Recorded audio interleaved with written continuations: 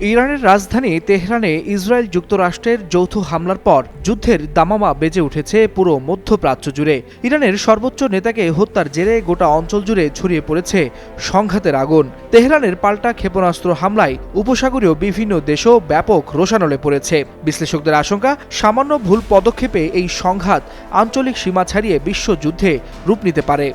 আমার একান্ত এই ভুবনের সঙ্গী হয়ে থাকে শুধু স্টেলা। এমন পরিস্থিতিতে মুখ খুলেছে রাশিয়া।